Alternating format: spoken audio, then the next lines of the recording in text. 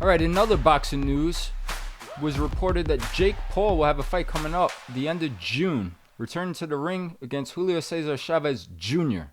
A lot of thoughts, a lot of comments out there from people. Some not too thrilled, to say the least. I wanted to hear your thoughts, but Chavez has not fought a real boxing match since about 2020, 2021. He's already had a fight where he's fell short against Anderson Silva, the former UFC champion and legend. More recently, fought another former MMA fighter, Uriah Hall. Seemed like he was done with his boxing career. He's had a lot of struggles outside the ring, but he's getting another big payday. Jake Paul is choosing him June 28th. There feels like a reason why. Just want to hear your thoughts, what you think this upcoming match. I think that Jake Paul is the modern day Barnum and Bailey. He's a genius. I got huge respect. You could hate him, you could love him, you could whatever. Want nothing to do with him, say he's a fraud. He's not a fraud. I mean, you could say it. You could say he's hurt the business. He hasn't hurt the business. He hasn't hurt boxing. He's brought more attention to boxing, kind of like Rocky movies brought more attention to boxing. He hasn't hurt it at all. You could say again that he's whatever you want to say. People say he's cheating, he's picking older guys, he's doing this, he's doing that, and he disrespects the sport. I disagree. He went out there and trained for years now, 5-6 years, whatever it's been. He's still a work in progress. He respected the sport. He went out there, got trainers, worked his backside off to become a boxer. Still trying to become a better boxer. He is improving. He is with his maturity in the ring, his seasoning in the ring, with the process of it. He is getting better. Like I said, he's still a work in progress. No, I don't pick him to win against Canelo or this one or that one or any of those big names. All I'm saying is that he legitimately has gone about the right way of approaching this. He's a smart guy. He had a vision. He had a business plan, a business model, what he was going to do, all of that. But you still have to take risk.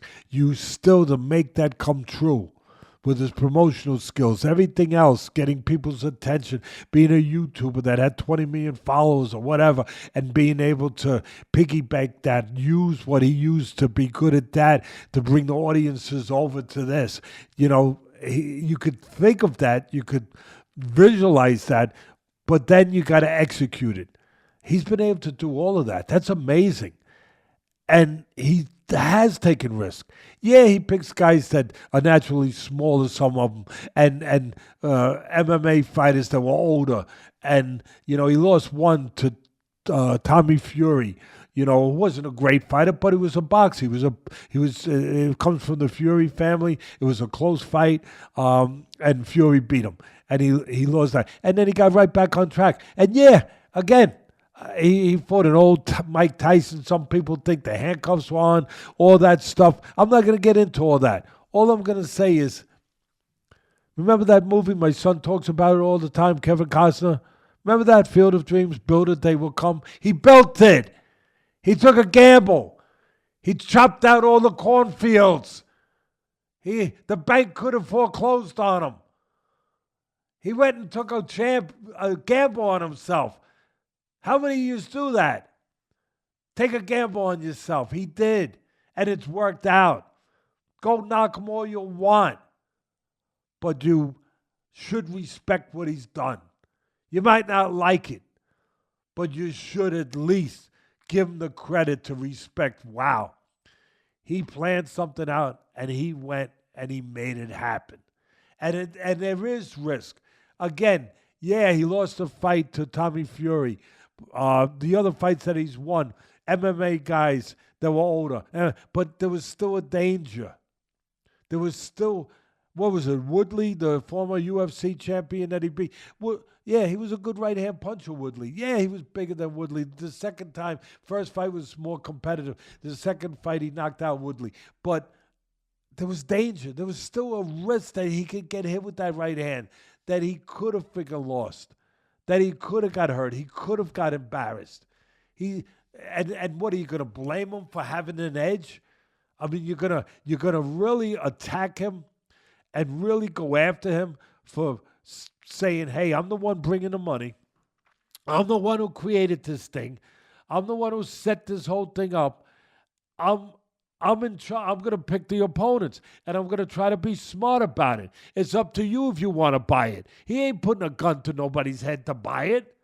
Maybe we should blame for the boarding of him, maybe for the creation and the development and growth of Jake Paul. Maybe we should blame ourselves. Maybe if this sport gave the fans the fights that they've been asking for until the last year and a half when Turkey Al-Sheikh had to come along and give it to them. But outside of that, they weren't giving you the fights you wanted. They were giving you A versus B. You had Top Rank. You had all the different Top Ranks. ESPN is not picking up their contract come this summer. Why?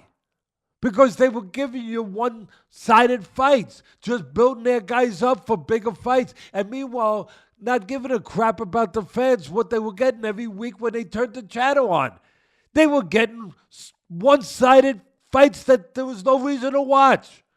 They were getting crap. They weren't getting the fights that they wanted to be entertained by, that they wanted to see, competitive fights.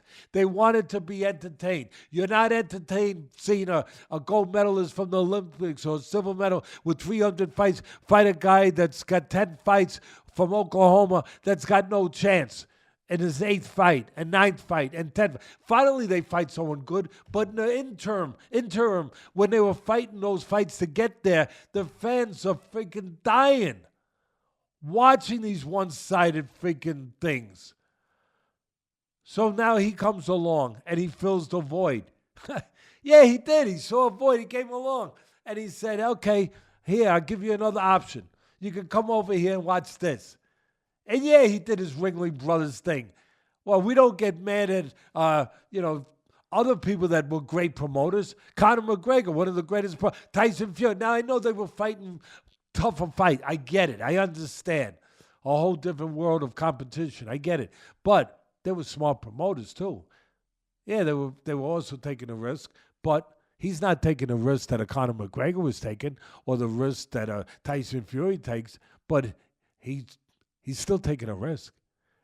And he's still doing what is great about this country. Following a dream. Following a dream. Build it, they will come. And he's done that. Now look, I think that he has fought some guys that were a little bit more interesting to me than this guy. I don't have the greater. Again, he's the guy making the money. He's the guy setting the stage. Jake Paul is the guy running the show. So he is going to have the ability to pick guys if he wants smaller, older, half retired. That it's up to you to buy it or not buy it. But he has earned the privilege of doing that because he's the guy who built this. He's the guy bringing the money. Am I interested really in Chavez Jr.? Not too much. Why? My son mentioned it already. He's already fought a guy that wasn't, a fighter, a great fighter, but a boxer, I should say. He already fought a guy who wasn't known as a boxer, one of the great UFC MMA fighters of all. Actually, my favorite fighter of all time, Anderson Silva. I think he was like a Bruce Lee. I think he was one of the most special fighters I've ever seen. But he was 46 years old when he got into a boxing ring with Chavez Jr., and he beat Chavez Jr. He beat him. I don't know that now at 39 years old, you touched on it already. Chavez Jr., yeah, he's a former champ. Yeah, he was a former middleweight, junior middleweight, whatever it was, world champion. But since then, he's been inactive. He had problems with drugs, or at least with being dirty with tests. I guess the reputation or the word out there was he was smoking a lot of weed, a lot of marijuana. Bottom line was he was dirty in a few tests, right, bud? He had situations with that. Wasn't living the most pristine life. I don't know, if there was more involved, but wasn't active, wasn't fine, was basically retired, came back in spots here and there, and now here he is coming back in a spot again. One thing I'll say about Chavez Jr., he must have done something right in his life to have this charmed life, to keep getting these fights and keep getting these calls. He must have did so. He must be a pretty good kid. In his own, even though we've heard the things about the drugs and this and that he's a knucklehead and that he squandered some of his career and everything. Look, give him credit. He won a world title. Can't take that away from him. That's number one. Give him credit. Can't. Of course, he also is in the shadow of one of the greatest fighters of all time, his father. So that's a tough shadow to be in. Who knows if that has something to do with his spiraling downwards a little bit, after his career was over. But here he is. Here he is. Here he is, getting another shot to make another payday.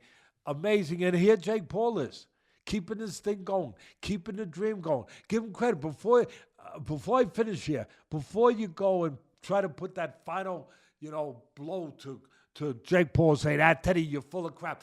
Freak him. He's this. He's a fraud. He's this. He's that. Hey, he did offer a contract and have a signed contract with Canelo. That's a fact. You might not like it. You might not like it. That's a fact. Maybe he would have got destroyed. Maybe he wouldn't have.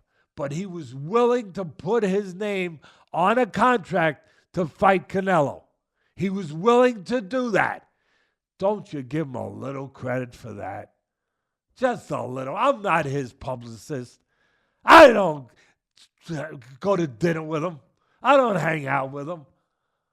But I definitely don't go to the same tattoo guy that he goes to. I don't have any tattoos. He's got a lot of them. But I give him credit where credit is due. And I give him credit for that. And yeah, he is fighting a guy that's older. He is fighting a guy that's had problems, that's retired, whatever. He is fighting a guy that already lost to a 46-year-old Anderson Silva in the boxing ring. He is fighting a guy that's smaller than him. Yeah, all that. Yeah. So, your choice. You still interested? You probably are. With all you complaining, I laugh because he's all complaining, but meanwhile, you were one of the ones watching. So, again, it's a free world. Paul, welcome to America. Like Don King would say, only in America, baby. Give him credit. Give him credit what he's doing. And I think he is getting better, too. And I think that when he is in there with the right guys, there's danger to Jake Paul, too. To fight Jake Paul, there's danger. He's a good right-hand puncher. He's got a pretty good hard jab. He's got the basics down pretty good. I'm not crazy. I'm not saying he's this. I'm not saying that. Teddy Atlas ain't going nuts. I ain't drinking that stuff. But I'm just saying that I give him credit for what he has done and what he's doing. Yeah, I'm with you. And we'll circle back as that one gets closer. As you said, the smaller man, Chavez fought most of his career, 160, 168 pounds. This will be a 200-pound catch weight limit. Yeah, and again, his bigger guy, Jake Paul, has the, privilege of being able to, that he brings the money, he can bring the rules. That's right. Love him or hate him, people are still watching him. We'll come back and find out more and circle back on that one as we get closer to that fight.